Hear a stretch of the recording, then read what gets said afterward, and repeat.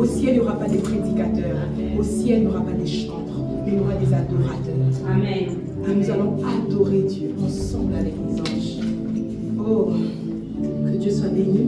Je bénis le Seigneur pour ce temps si merveilleux qu'il nous a donné dans sa présence. Je rends grâce à Dieu pour sa servante maman Anta qui a fêté une année de plus. Nous avons célébré, elle était très surprise ce jour-là et c'était magnifique. Amen. Et je lui dis merci pour cette marque de confiance apportée à mon égard. Et ce matin, je vous salue au nom de Jésus qui est dans la joie d'être là ce matin. Amen. Moi-même là, je suis dans la joie. Avec Hosanna dedans, je suis dans la joie. Amen. Alors très rapidement, nous allons ouvrir nos Bibles. Nous sommes dans Exode, le chapitre 33. Nous allons aussi prendre le livre de Psaume 127, le verset 1. Exode 33, le verset 14 jusqu'à 15. Amen. Nous bénissons le Seigneur parce que nous avons fini les Alpha 40. C'était merveilleux. Il n'y a rien à dire. Pendant les Alpha 40, nous avons vécu l'imprévu dedans. Mais c'était prophétique. Ce n'était pas connu de nous, mais c'était connu de Dieu. Il le savait. Il nous a fait énormément de bien. Et nous avons hâte de commencer le Alpha 40 en 2027. Et là, peut-être, on aura 72 heures de prière, que sais-je. C'est là que le Saint-Esprit va nous conduire. Mais en tout cas, nous rendons grâce à Dieu. Amen. Alors, je disais tout à l'heure, là, nous sommes dans Exode, le chapitre 33, le verset 14 à 15. Je ralentis un peu là, parce que je sens que j'ai un interprète à côté. Amen. Alors, nous lisons au nom du Seigneur. La Bible dit, l'Éternel répondit, je marcherai moi-même avec toi et je te donnerai du repos. Moïse lui dit, si tu ne marches pas toi-même avec nous, ne nous fais point partir d'ici. Amen. Pour le moment, nous allons nous arrêter là. Alors nous allons prendre le psaume 127, le premier verset. La Bible dit ceci, c'est un cantique de décret de Salomon. Si l'Éternel ne bâtit la maison, ceux qui la bâtissent travaillent en vain. Si l'Éternel ne garde la ville, celui qui la garde veille en vain. Amen. Je nous prie de nous rasseoir. Amen. Alors, les alphas sont finis, mais nous sommes dans notre grand thème, le combat le plus rentable. Je ne sais pas à qui ce thème a fait du bien comme à moi. Je ne sais pas. En tout cas, je ne sais pas. Peut-être même que lorsque le Saint-Esprit de Dieu ayant soufflé ce thème à maman Anta, elle ne s'était pas rendu compte que ça allait faire beaucoup de bien à quelqu'un. Des années avant, je me souviens quand je suis en train d'étudier, non, lorsque j'avais fini, à l'époque, j'ai commencé ma petite entreprise là. Et je voulais travailler en association. Après, j'étais un peu roulée. Ça, c'était les trucs du débutant. J'étais un peu roulée avec les partenaires.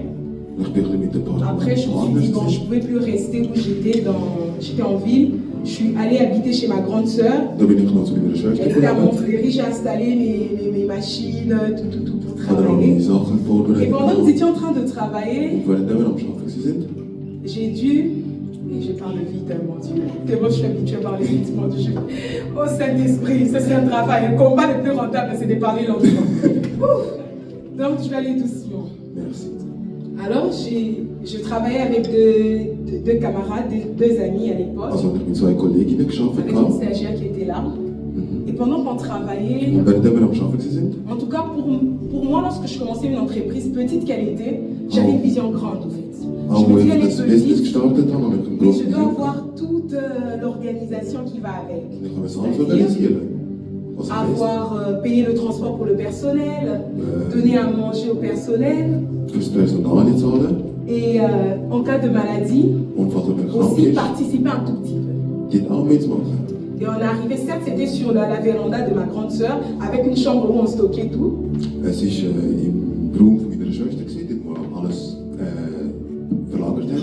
Mais pour ma part, c'était une grande entreprise. Et lorsque nous étions en train de travailler, on faisait des recettes, mais il n'y avait rien que je voyais dans la caisse. Généralement, quand je travaille, je n'aime pas mettre mon nom et voire même m'occuper de ça. Je n'étais pas une bonne gestionnaire quand même à l'époque.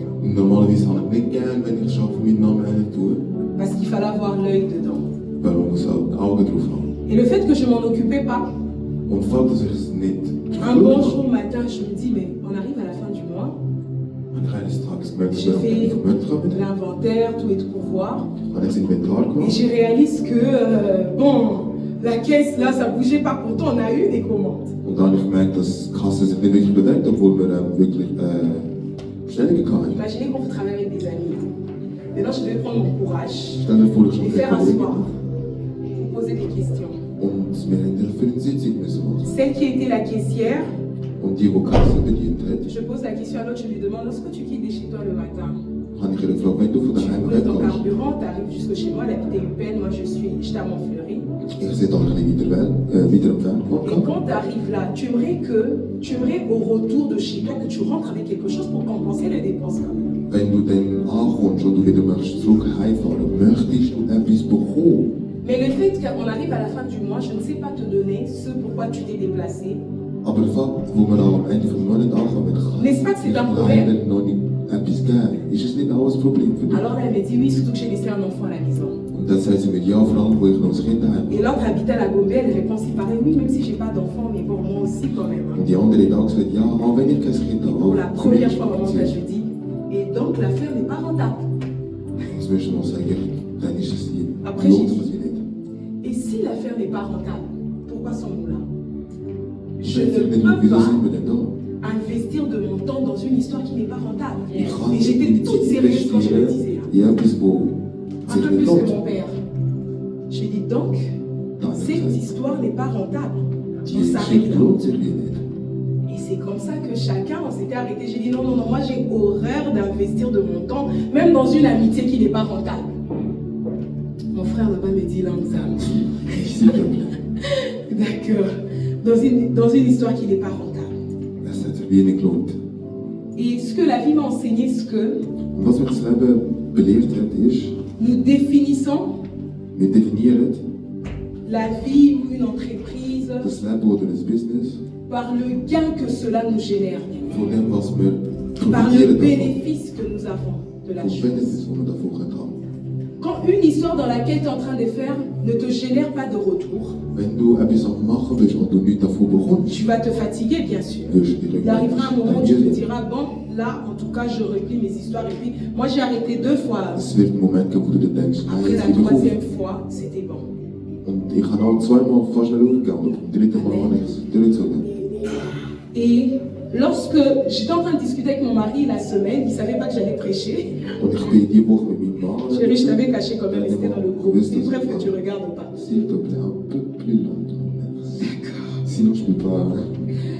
Alors, et comme j'ai l'habitude d'écrire, Da ich halt gewonnen vous ne habe, pouvez pas schreiben, comprendre que je préparais une prédication. hat er halt nicht gewusst, Parce que dass j'écris ich tout le temps. da am Vorbereitung bin. Et je lui pose la question, il était en train de manger. Je lui demande, chérie, Und ich habe ihm die Frage c'est gestellt, quoi pour toi une vie was rentable? lohnt sich für dich im Leben? La première réponse, ne me chauffe pas la tête. Erste Comme Antwort, d'habitude, ne me chauffe pas la tête et serre avec ta philosophie.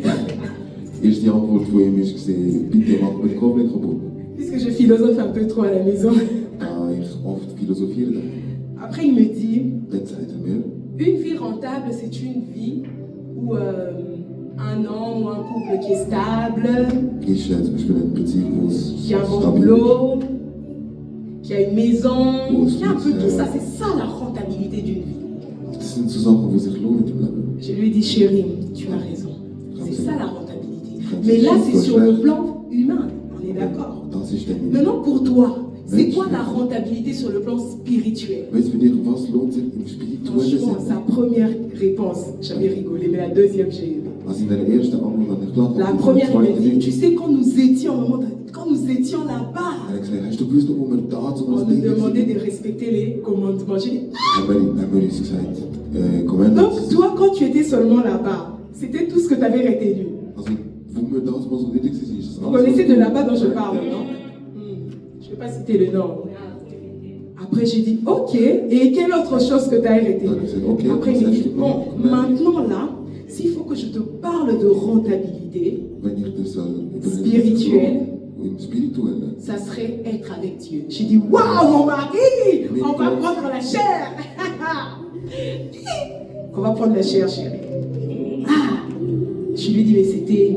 J'ai dit, ok, c'est être avec Dieu. Il me dit, oui, c'est être avec Dieu. Ik ga zeggen, oké, als het met God zie is het. Hij zei, ja. C'était une très très belle réponse. Dat is een schöne antwoord. C'est même le thème de mon message ce matin. Dit is wat het thema voor mij.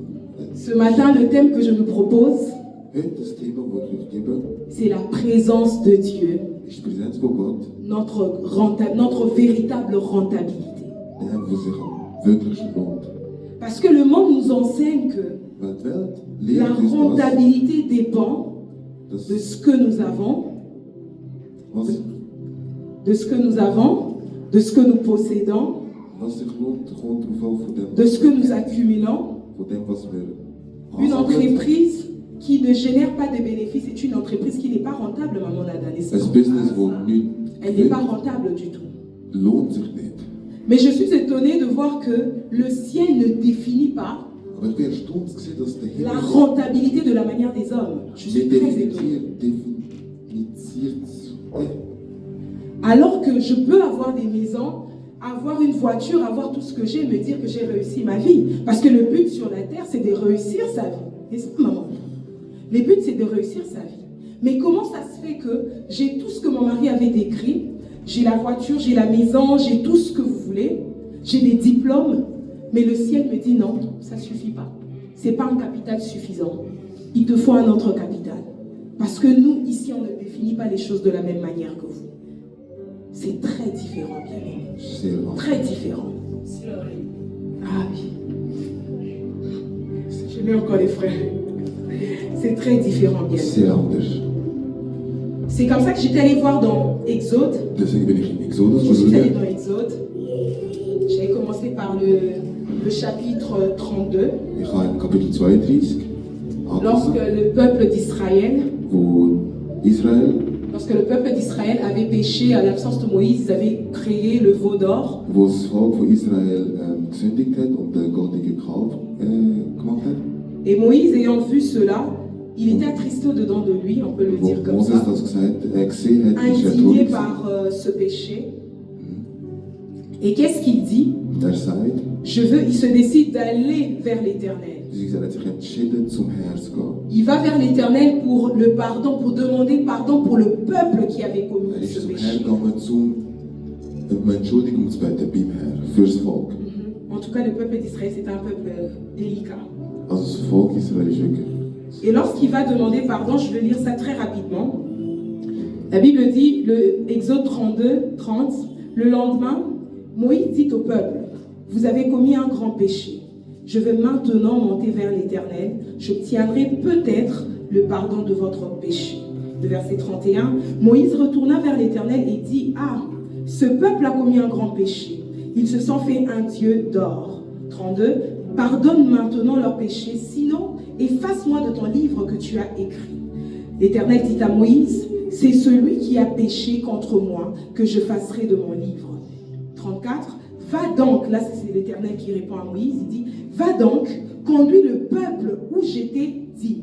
Lorsqu'il dit va donc, parce que Moïse avait ce rôle de libérateur, Mozes had die rol. il devait conduire le peuple de Dieu hors l'esclavagisme, hors l'Égypte, les emmener à la terre promise. C'était une promesse que Dieu avait faite au peuple, au patriarche Abraham. Et ça devait s'accomplir avec Moïse. Het moest met Mozes vervuld werden. Et le Seigneur lui dit, 34, va donc, conduis le peuple où je t'ai dit, voici, mon ange marchera devant toi, mais au jour de ma vengeance, je les punirai de leurs péchés. Bien aimé, Ja. lorsque vous allez un peu plus loin, je vais prendre 33, le verset 1, la Bible dit, l'Éternel dit à Moïse, va, pars d'ici, toi et le peuple que tu as fait sortir du pays d'Égypte, monte vers le pays que j'ai juré de donner à Abraham, à Isaac et à Jacob, en disant, je le donnerai à ta postérité. J'enverrai devant toi un ange et je chasserai les Cananéens, les Amoréens, les Étiens, les Phéréziens, les Éviens et les Jébusiens. Bien aimé, lorsque le peuple pêche, Moïse s'approche pour demander pardon. Le Seigneur, au prix même de sa propre vie, de sa propre salut, le Seigneur lui dit quoi? l'Éternel lui dit, vous avez péché, oui, je les punirai, ça va venir. Mais toi, Moïse, finis, achève ce que je t'ai demandé de faire. Prends le peuple, va avec eux, monte avec eux. Et moi, qu'est-ce que je ferai? Je vous donnerai un ange qui va vous accompagner. Et non seulement cela, je vous donnerai aussi quoi? La victoire, n'est-ce pas, maman? Ce que Dieu avait promis à Moïse, c'était bien, n'est-ce pas, maman Rachid, maman Anta? C'était, allez-y, poursuivez le chemin. Je donnerai un ange qui va vous accompagner. Ce n'était pas n'importe quel ange. Moi, je me dis, pour son pays, pour son peuple pourtant, et pour l'héritage, je pense que je vais continuer sans interprète pour aller vite. Pour son peuple et pour son héritage, le Dieu n'allait pas envoyer un petit ange. Non, non, non, non, non, pas du tout. Il n'allait pas du tout le faire. C'est évident qu'il allait envoyer un guerrier, un ange guerrier pour les accompagner. Et deuxièmement, il dit, la terre promise, c'était la promesse. La terre où coule le lait et le miel que Dieu avait promis. Et deuxièmement, il dit quoi? Je vous donnerai les Cananéens, les Hétiens, les Jébusiens. En d'autres termes, je vous donnerai la victoire. Certes, le peuple a péché, mais Dieu promet de choses au-delà même. Il dit, allez-y. Il dit pas, arrêtez-vous sur le chemin. Il dit, allez-y, continuez votre route. Et non seulement vous continuez votre route, je vous donnerai la victoire. Vous arriverez sur la terre promise. Mais je suis choqué par la réponse de Moïse. Et Moïse, il répond à l'Éternel, ne nous fais pas monter d'ici. En d'autres termes, on ne peut pas bouger d'ici. Mais Moïse, avec toutes les promesses que Dieu te donne, Dieu te promet la victoire, Dieu te promet un ange. Moïse, il dit non. Et je cherchais à comprendre le pourquoi Moïse avait dit non. J'ai dit, mais Moïse, Dieu ne va pas te donner un petit ange là, un peu coursier, non. Dieu te donnera certainement un guerrier qui va vous accompagner pour traverser. Mais pourquoi tu insistes que nous n'allons pas bouger si toi-même tu ne montes pas avec nous? Pourquoi tu le fais, Moïse? Parce que Moïse, lui-même, c'était un habitué de la présence de Dieu. Il connaissait la valeur de la présence de Dieu. Il savait ce que ça représentait, la présence de Dieu. Il connaissait l'impact de la présence de Dieu. Il ne pouvait pas se décider à monter sans que Dieu puisse l'accompagner. Parce qu'il avait compris que la terre promise, sans celui qui a fait la promesse, devient une perte, devient une bénédiction déguisée. C'est comme ça qu'il s'était dit, non, Seigneur, moi je connais la présence. Je sais ce que c'est.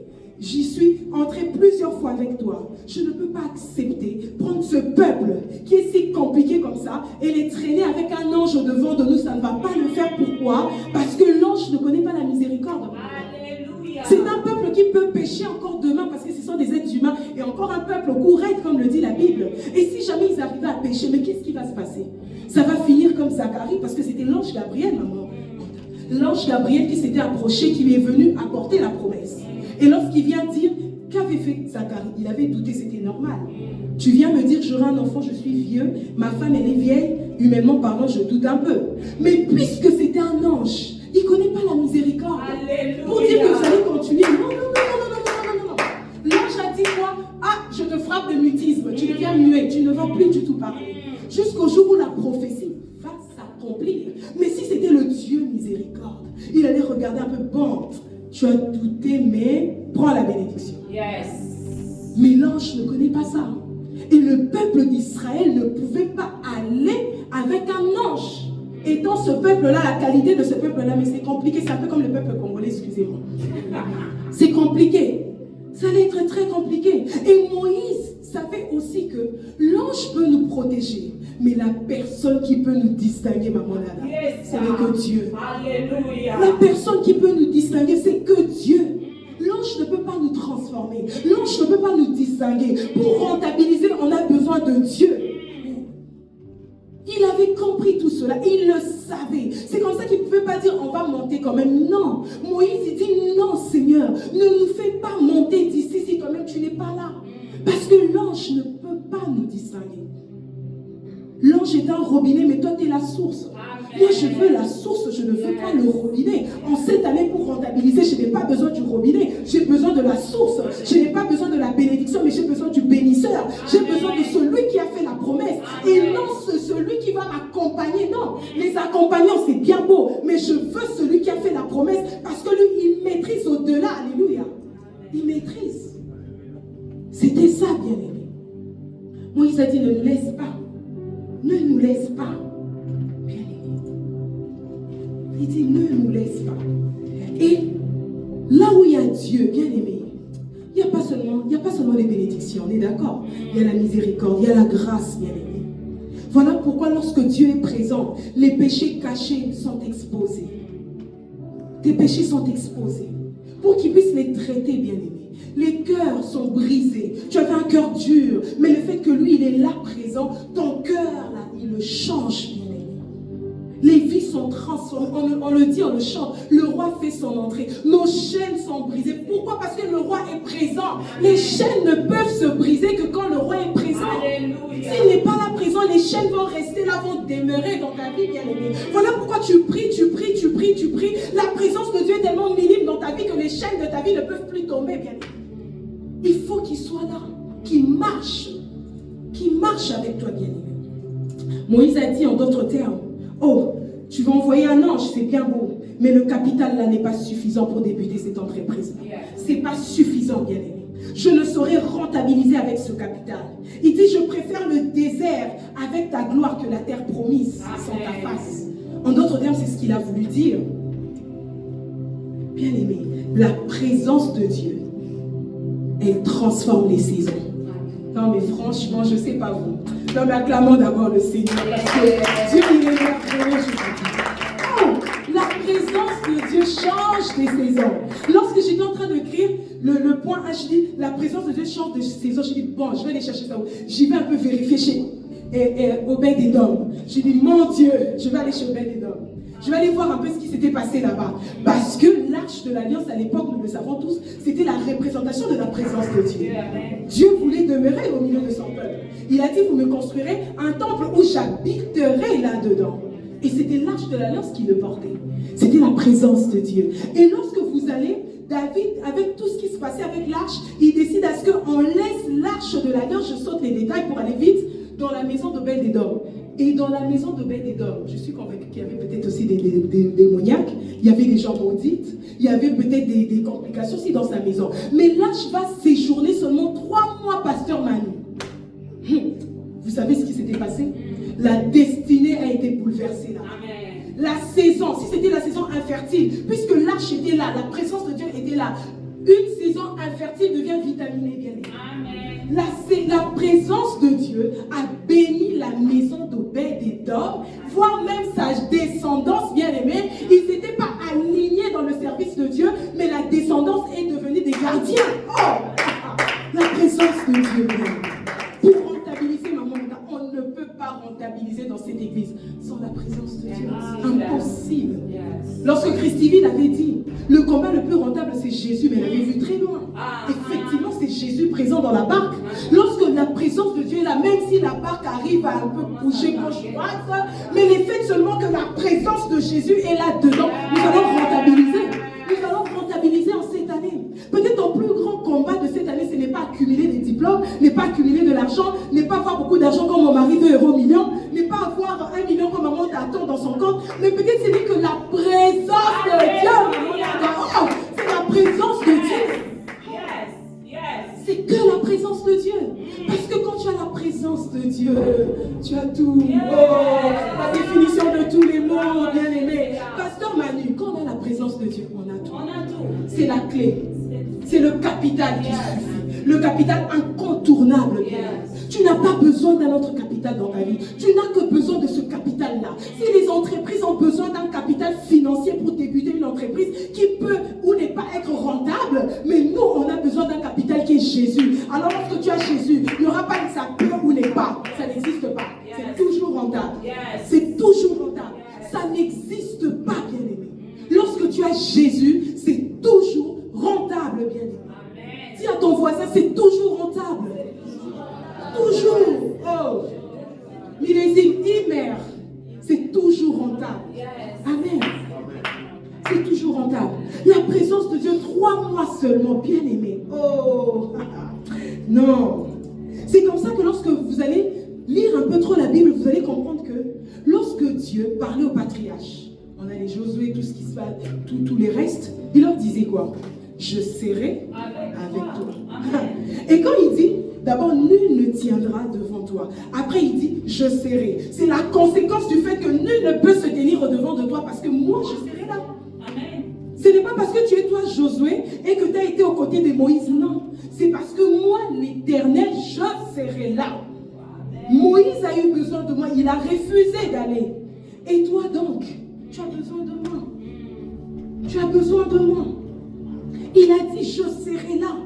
Le capital incontournable, bien-aimé, dont nous avons besoin en cette année pour rentabiliser, c'est la présence de Dieu. La présence de Dieu est la plus grande des bénédictions qu'un homme peut recevoir sur la terre de la part de Dieu, bien-aimé. C'est la plus grande bénédiction qu'un homme peut recevoir. Voilà pourquoi il a dit, je serai là, je suis avec toi. Ça a toujours été ça le mot. Et ce matin, le Seigneur nous dit aussi, je serai là avec vous. Amen. Je serai là, je suis là même avec vous. Qu'est-ce qu'il me dit? C'est comme ça qu'il nous dit même dans Matthieu. Là où 2 ou 3 sont réunis en mon nom, je suis là. En réalité, c'est pour rentabiliser. Amen. Parce que si je ne suis pas là, votre réunion là, ça deviendra une causerie amicale. Yes. Mais quand je serai là, ça changerait la donne. Amen. C'est Dieu qui change la donne. Amen. C'est lui le véritable bien-aimé. Oh! L'ange est un envoyé, mais nous voulons la source, parce que la source ne tarit jamais. Amen. Le robinet peut bugger un tout petit peu, mais la source, ça ne bug pas. Ça ne peut pas bugger, maman. Ça ne peut pas. Yes. Bien-aimé, la présence de Dieu, elle peut même produire des fruits hors saison. Amen. Je suis convaincue que dans la maison d'Obed-Édom, c'était hors saison, maman.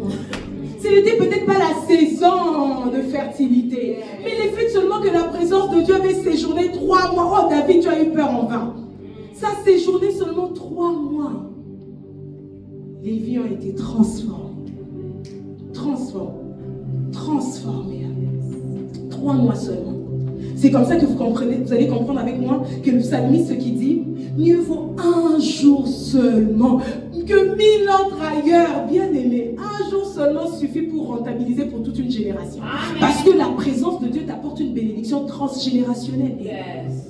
Un jour seulement, bien aimé. La présence de Dieu change l'environnement. Ça change l'atmosphère, bien aimé. On sent qu'on a un peu chaud dedans parce que Dieu est là, bien aimé. S'il n'était pas là, ça serait on papote, on mange et puis on part. Il n'y aurait eu rien, bien aimé. C'est la présence de Dieu qui transforme. C'est notre véritable rentabilité, bien aimé. La présence de Dieu, c'est un activateur invisible, bien aimé. Ça vient activer les choses, bien aimé. Les bénédictions s'accélèrent, ça neutralise même les malédictions. Là où il y avait la malédiction, la présence de Dieu, lorsqu'elle vient, elle change la malédiction en bénédiction. Elle stabilise même les fondations. Ça, c'est la présence de Dieu. Et ce que j'aime encore, c'est que la présence de Dieu, c'est notre avantage dans le combat. Vous savez ce passage que les Kinois, ils aiment beaucoup. Exode 14, 14, gardez silence, le Seigneur, l'Éternel combattra. Ça, je n'avais même pas besoin de le lire. Quand tu vois un but seulement, gardez silence. L'Éternel combattra pour vous. Mais c'est vrai. Lorsque tu as Dieu présent dans ta vie, mais tu ne combats plus, c'est lui au fait qui combat pour toi. C'est comme ça qu'il te demande de garder silence. Et dans 2 Chroniques 20, 17, la Bible dit, vous n'aurez point à combattre, je paraphrase, vous n'aurez point à combattre en cette affaire. En d'autres termes, ce n'est pas nous qui combattons. Amen. Non. On a des défis pour cette année. Nous avons de combats pour cette année. Mais si Dieu est là présent, je ne veux plus du tout combattre, parce que le combat change de niveau, non? On est d'accord que ça change de niveau. Puisque ça change de niveau, c'est lui qui prend le devant. Et moi, je reste là à côté, bien aimé. C'est lui qui prend les devants. Des fois, nous cherchons à lier, à délier, à détruire, renverser. 58e jour de destruction des hôtels. Non, cherche la présence de Dieu. Amen. Cherche Dieu. Arrête les séminaires sur la destruction des hôtels pendant 100 ans. Il faut l'arrêter au bout d'un moment. Yes. Allons chercher la présence de Dieu. La Bible dit chercher continuellement ma face, bien aimé. Tu ne peux pas vaincre des défis, des combats de ta vie en ayant seulement je cherche, je lis. Mais attendez là. Attendez. On a besoin de la présence de Dieu pour rentabiliser. On a besoin de la présence de Dieu, bien aimé. Lorsque la présence de Dieu, non pas seulement ça ça change la dimension de ton combat.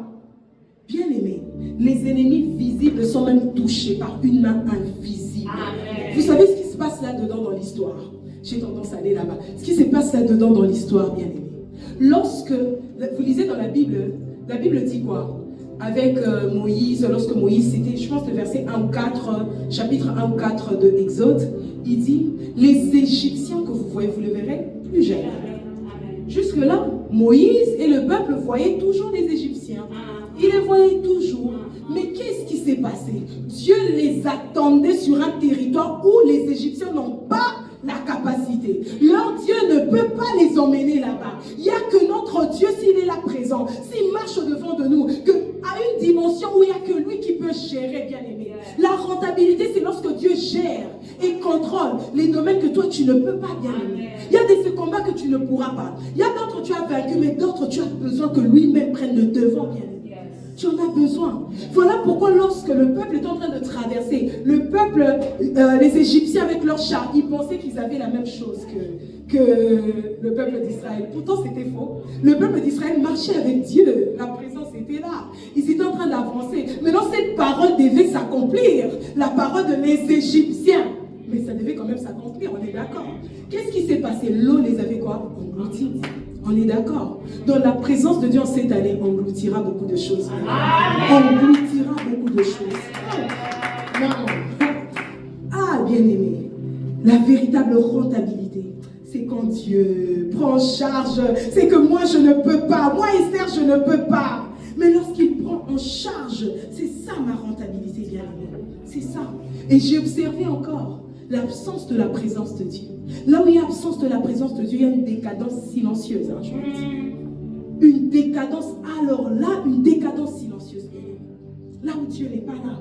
Et vous allez voir, dans l'histoire d'Israël, toujours, dans 1 Samuel 4, 21, lorsque les fils de Élie, Phiné et puis son frère, ils se sont décidés, bon, on va prendre l'arche, mais ils avaient pris ça d'une manière pas honorante. Ils ont pris l'arche pour la porter. Lorsque l'arche avançait, mais les Philistins, ils étaient en train de trembler. Le peuple tremblait. Oh, leur Dieu est là. L'arche est en train d'arriver. Oh, mais ils étaient en panique, en débandade. Mais ce que j'aime dans cette histoire-là, Dieu voulait enseigner au peuple d'Israël une chose, bien aimé. Lorsque l'arche a été emportée par les Philistins, la femme, la belle fille de Élie, elle était enceinte. Elle donne naissance en apprenant cette nouvelle-là. Quel est le nom qu'elle donne à son enfant? Ichabod. Je dis, mais pourquoi? Ichabod qui veut dire la gloire est bannie. Mais pourquoi tu enfantes d'un enfant? Tu ne donnerais pas le nom de Élie, peut-être en mémoire d'Élie, le nom de son père, mais tu donnes le nom d'Ichabod, alors que Israël a toujours des temples, Israël a toujours des prêtres, Israël a toujours sa structure. Pourquoi tu lui donnes le nom de la gloire est bannie? Parce qu'en réalité, la force d'Israël n'était pas les temples, ce n'était pas les officiers, ce n'était pas une armée. La force d'Israël, c'est la présence de Dieu, bien aimé. Puisque la présence a été emportée, ça veut dire que la gloire n'y est plus, bien aimé. La gloire est partie. Ichabod, la gloire est partie. Parce que notre force, notre véritable rentabilité a été emportée, bien aimé. C'était ça, au fait. Parce que je ne comprenais pas pourquoi ce nom. Bien aimé, nous pouvons avoir des structures, des organisations, mais sans la présence de Dieu, c'est impossible de rentabiliser, bien aimé. C'est impossible. Parce qu'il est possible aussi, bien aimé, d'avoir la religion, mais sans Dieu, sans la présence de Dieu. Nous le voyons. Et c'est même le danger moderne. Parce qu'aujourd'hui, nous avons des programmes sans puissance, des activités sans visitation. Mais attendez. On a une activité, une croisade, mais il n'y a pas de visitation. Il n'y en a pas, bien aimé. De louanges sans feu, où les gens ça chante, et tu as même mal aux oreilles. Parce qu'il n'y a pas la présence de Dieu. Il n'y en a pas. Il n'y en a pas, bien aimé. Les prédications sans impact, où tu entends quelqu'un qui a prêché du début jusqu'à la fin, mais il n'y a pas eu d'impact. Pourquoi? Parce que pas la présence de Dieu. Ça, c'est un signe d'absence de la présence de Dieu. On a des services sans transformation. Pourquoi? Parce qu'il n'y a pas la présence de Dieu, bien aimé. Vous savez, lorsque il y a l'absence de la présence de Dieu, la structure, elle devient elle-même religieuse. On peut avoir une très belle structure dans cette église. S'il n'y a pas la présence de Dieu, elle deviendra religieuse. Le ministère aussi deviendra comme des partis politiques. Les assemblées vont devenir comme des ASBL et ça sera compliqué, bien aimé. La présence de Dieu est le carburant invisible dont nous avons besoin. Si nous voulons rentabiliser, nous avons besoin de ce carburant-là. Une voiture ne démarre pas sans carburant. On ne peut pas mettre de l'eau à la place du carburant. On a besoin de la présence de Dieu. Voilà pourquoi Dieu dit, cherchez continuellement ma face. Moi, lorsqu'on a fini, on a clôturé Alpha, vers 1h ou 2h, je pense que j'ai parlé encore un peu avec maman Anta. Lorsqu'elle a raccroché, j'ai senti un vide au-dedans de moi. Je n'avais pas compris. Qui s'est en train de dormir, mais j'étais très triste. Je me suis dit, ah, c'est son appel. Pourtant, on n'avait rien dit de triste. J'ai dit, c'est son appel ou c'est quoi?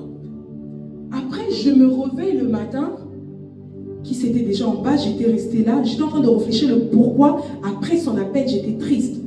Et même quand je m'étais réveillée avec cette tristesse, au point où j'ai passé 2 heures dans la chambre enfermée. Mais j'étais en train de pleurer. J'ai dit à Dieu, mais qu'est-ce qui se passe? Il m'a dit, c'est parce que tu es vide.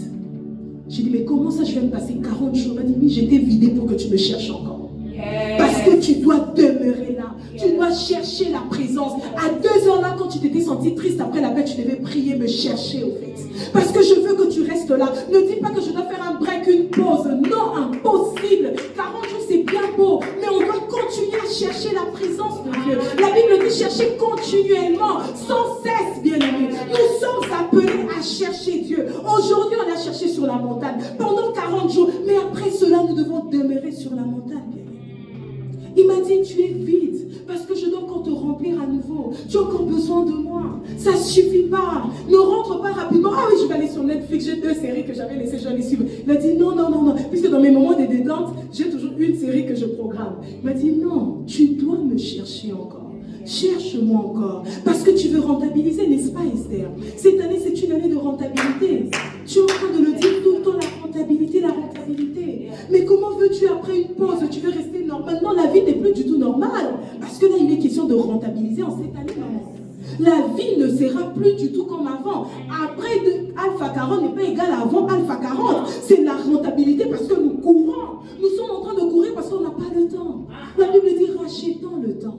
On n'en a pas. On doit chercher tellement ce capital-là. Sinon, nous n'allons jamais rentabiliser dans nos vies. Nous n'allons jamais rentabiliser. Oh, bien-aimé. La présence de Dieu, ce que j'aime, ce que ça te donne l'autorité, bien-aimé. C'est comme ça que vous voyez-vous que lorsque l'arche était là, les nations tremblaient. Et lorsque l'arche partait, Israël devenait comment? Vulnérable. Elle devenait très vulnérable, bien-aimé. La présence de Dieu établit l'autorité territoriale. Oh, nous sommes ici en Suisse. Lorsque tu trimbales la présence de Dieu au-dedans de toi, tu reçois l'autorité territoriale. C'est comme ça que Dieu pouvait dire à Josué, tout lieu foulera la plante de tes pieds, je te le donnerai. C'est quoi? C'est que moi je suis là. Ne crains rien, je suis présent. Le fait que je sois là, tu as l'autorité territoriale. Amen. Tu en as. Christ TV, tu as l'autorité territoriale. Amen. Nous en avons l'autorité territoriale, bien aimé. Dieu nous le donne. Et la présence de Dieu, elle établit la domination spirituelle.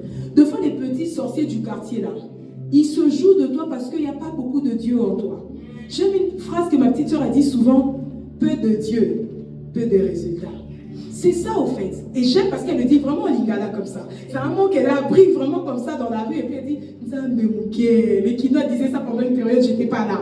Je vous dis, non mais, des fois les petits démons là, ils jouent parce que nous ne cherchons pas continuellement. On t'a attrapé là et puis tu n'arrives pas à dire Jésus. Hey, frère, mon mari.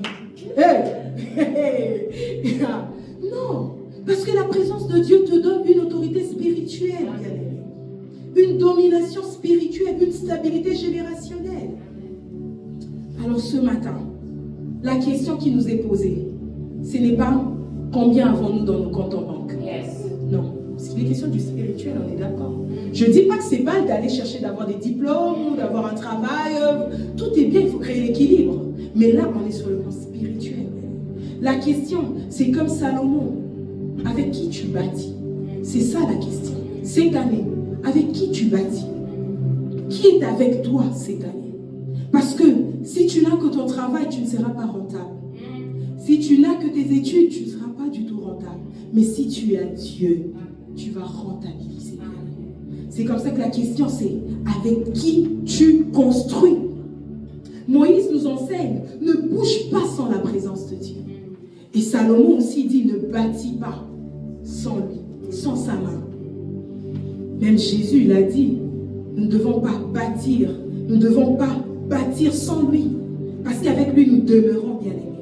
Tout ce que tu bâtis dans la présence de Dieu, ça traverse les générations. Mais ce que tu bâtis sans la présence de Dieu s'arrête avec le temps. Alors si tu veux bâtir des édifices qui durent, tu dois bâtir avec Dieu dedans. Amen. Vous savez, une famille qui honore la présence de Dieu, elle devient stable. Deux fois, nos familles n'ont pas de stabilité parce que nous n'honorons pas la présence de Dieu. Et aussi, une église qui n'honore pas la présence de Dieu, elle devient pas, qui honore plutôt la présence de Dieu, elle devient influente. Deux fois, les églises cherchent de l'impact, nous voulons impacter, nous voulons faire ça. Cherchons seulement Dieu. Le secret, c'est Dieu. Le secret pour une église influente, c'est que Dieu.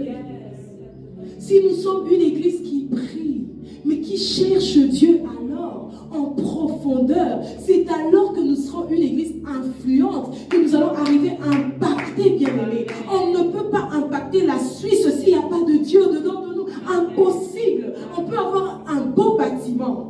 Oh, une belle structure, on est très organisé, on est ponctuel, on a tout ce qui va avec l'hospitalité. Mais sans Dieu, c'est impossible d'impacter le monde, bien-aimé. Allez et faites de toutes les nations les disciples à une seule condition, que je sois là pour que tu rentabilises. C'est ça la condition. Voilà pourquoi les disciples, même lorsque Christ est parti, pasteur Manu, ils ne pouvaient pas aller commencer. Non, il fallait attendre la clé de la rentabilité. Il fallait l'attendre. Il fallait rester là, dans sa présence, pour pouvoir recevoir le sceau, le Saint-Esprit de Dieu, afin d'aller rentabiliser. C'est la raison pour laquelle vous avez toutes ces personnes qui croient en Jésus. Sinon, il n'y aurait pas eu cet évangile, bien-aimé. Il fallait attendre la présence de Dieu. Vous voyez combien ce capital est précieux pour nous. Il est incontournable. Alors ce matin, je ne sais pas ce que toi tu cherches. Moi, je veux la présence de Dieu. Je le veux aujourd'hui et demain, je voudrais encore plus, bien-aimé. Aujourd'hui, plus que hier et demain, plus qu'aujourd'hui, bien-aimé. Je ferai comme Moïse, un habitué de la présence de Dieu. Tu sais que tu me donnes un ange, je devrais me contenter. Mais tu ne te contentes pas d'un ange. Tu dis toi-même, tu dois être là.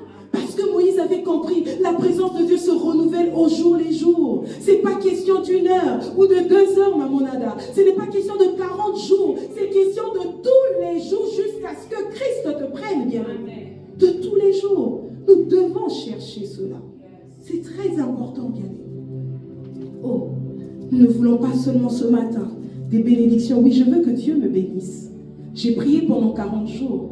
J'aimerais tellement qu'il me repente, je sais déjà qu'il m'a répondu. J'aimerais tellement palper ce que je lui ai demandé. Mais au-delà de ça, je veux plus de lui. C'est comme ça qu'il a pris le temps de me vider pour que je le cherche encore. Il a dit non, je te vide parce que tu dois encore me chercher. C'est ce que moi je veux le bénisseur. Je ne veux pas la bénédiction, non. C'est ce que je veux, bien-aimé. Je ne veux pas celui qui ouvre les portes seulement, mais je veux pas seulement que les portes s'ouvrent plutôt dans ma vie, je ne l'ai pas bien dit, mais je veux celui qui ouvre les portes, qui soit au-dedans de moi. Parce que s'il est là, la gloire va m'accompagner, bien. Amen. Alors, avant de pouvoir nous inviter à nous tenir debout, donc je pense qu'on va faire quand même une prière avant de passer à la Sainte Seine, parce que c'est notre dimanche de la Sainte Seine. Tu vas dire à Dieu ce matin, comme Moïse, faisons incliner nos têtes dans la prière. Tu vas dire à Dieu ce matin, c'est toi que je veux. Aujourd'hui, j'ai compris que tu es le capital incontournable dont j'ai besoin. En cette année, je n'ai pas d'abord besoin des voitures, je n'ai pas d'abord besoin des documents. Parce que si tu n'as pas, le document s'échangerait en une perte, bien-aimé. Parce que ce qui va t'emmener au ciel, ce n'est pas un document suisse, non, pas du tout. Ce qui va t'emmener au ciel, ce ne sont pas les maisons, les gratte-ciel que tu auras construits sur la terre. Ce qui va t'emmener au ciel, c'est la présence de Dieu, bien-aimé. C'est que Dieu trouve la foi au-dedans de toi. C'est que Dieu se retrouve au-dedans de toi. Que son esprit et toi, que vous puissiez crier, viens, bien-aimé. alors tu vas le désirer encore. Désire la présence de Dieu.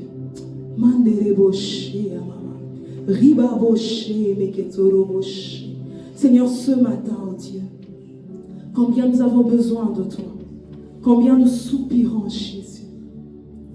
Aujourd'hui, bien plus que hier, moi j'ai tellement besoin de toi. Tu m'as dit le samedi, Seigneur, que tu me vidais parce que je devais te chercher encore. Je devais continuer encore à te chercher. Que cela n'est pas suffisant pour moi. Oui, ta présence a été là hier avec moi. Mais tu veux que je te cherche encore davantage. Parce qu'en réalité, ce dont j'ai besoin, c'est pas d'abord les maisons. C'est pas d'abord tout ce qu'il y a sur la terre, tout ce qui est lié, Père, à la terre. Mais c'est toi, Jésus. Voilà pourquoi tu dis recherchez d'abord, premièrement, le royaume des cieux. En d'autres termes, je suis appelé à rechercher premièrement ta présence éternelle. Oh, donne-nous de pouvoir le rechercher, éternel, sans cesse, oh Dieu, sans jamais se fatiguer, éternel. Que nous soyons des hommes et des femmes amoureux de ta présence éternelle, qui soupirent, qui désirent, comme les psalmistes arrivaient à dire, mieux vaut un jour dans ta présence que 1000 autres ailleurs. Alléluia. Oh, demeurez là. Oh Seigneur, comme Moïse dit, ne me laisse pas entrer dans cette bénédiction si toi-même tu n'y es pas, Seigneur. Si tu n'es pas là, ne nous laisse pas. Oui, nous attendons tellement des promesses. Nous voulons tellement la matérialisation de toutes ces choses que nous avions eu à demander pendant ce temps, ô Éternel. Mais ce que nous voulons d'abord en premier lieu, c'est de ta présence, ô Dieu.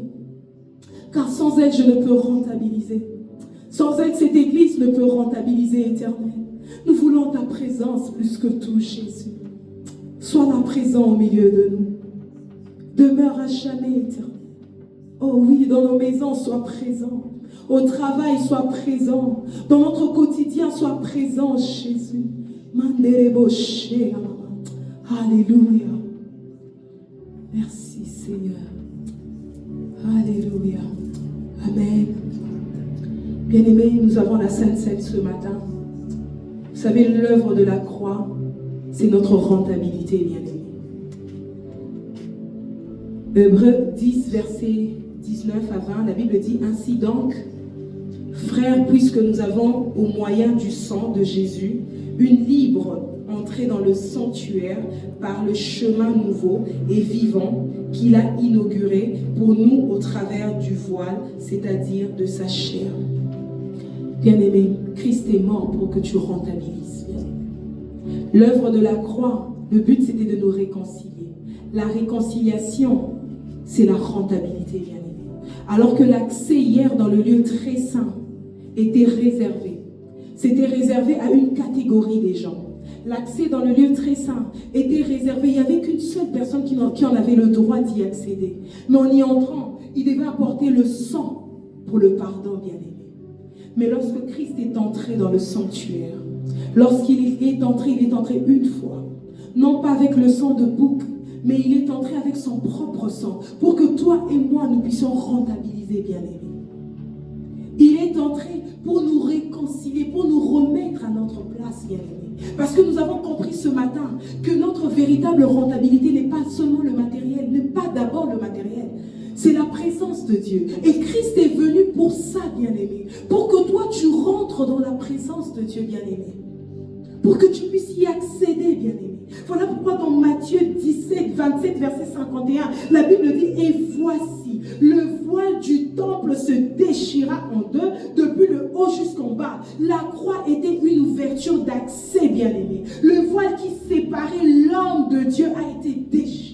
Pour que toi et moi, nous puissions accéder dans la présence de Dieu. Voilà pourquoi nous sommes appelés à chercher la présence de Dieu, à y demeurer, à habiter. La Bible dit, le psalmiste dit, celui qui demeure à l'abri du Très-Haut repose à l'ombre du Tout-Puissant. En d'autres termes, celui qui demeure dans la présence de Dieu. Christ a versé de son sang pour que toi et moi, nous puissions accéder dans la présence de Dieu, bien-aimé. La présence de Dieu a coûté le sang de Jésus, bien-aimé. A coûté son sang. Imaginez-vous le prix. Alléluia. Le sang de Jésus, bien-aimé. Pour que nous ayons cette rentabilité dont nous sommes en train d'enseigner, bien-aimé. La vraie rentabilité, bien-aimé, c'est l'accès permanent à la présence de Dieu. Et c'est ce que Dieu a toujours voulu de nous. Parce que la présence de Dieu est vitale, bien-aimé. C'est comme ça que son fils, il devait dépêcher son fils pour venir te sauver, me sauver, pour nous réconcilier, pour nous remettre en permanence dans sa présence. C'est comme ça que tu ne peux pas vivre en dehors de la présence de Dieu, bien-aimé. Avant, c'était un accès annuel, mais aujourd'hui, c'est permanent. Avant, c'était un nom pour le peuple, mais aujourd'hui, il a fait de nous des sacrificateurs. Oh, quel bonheur! Il a fait de nous des sacrificateurs, bien-aimés. Amen.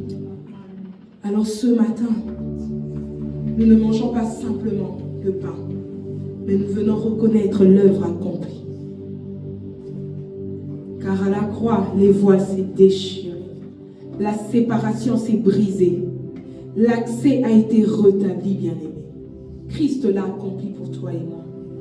La présence de Dieu n'est plus du tout un privilège réservé. Elle est devenue notre héritage, bien-aimé. C'est ton héritage. C'est mon héritage. Si Christ est mort, ce n'est pas seulement pour nous ramener dans la communion.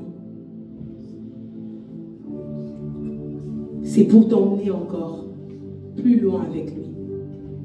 Il t'a remis sur la terre en communion avec Dieu, mais c'est pour que demain qu'il t'emmène, en fait. Amen. La présence de Dieu est désormais notre capital spirituel, notre véritable richesse, notre plus grande rentabilité, bien-aimés. Alors que nous allons le faire, Christ dit, faites ceci en mémoire de moi. Souvenons-nous de ce qu'il a fait à la croix, de ce qu'il est venu pour te réconcilier avec Dieu, pour que tu vives aujourd'hui, demain, après-demain dans la présence de Dieu. Amen. Alléluia. On dit merci à Jésus.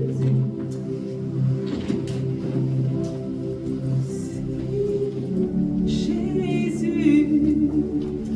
Alléluia. Merci, Jésus. Alléluia. Merci, Jésus.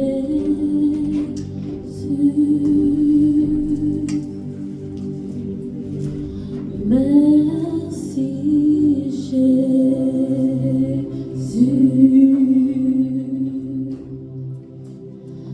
Merci, Jésus.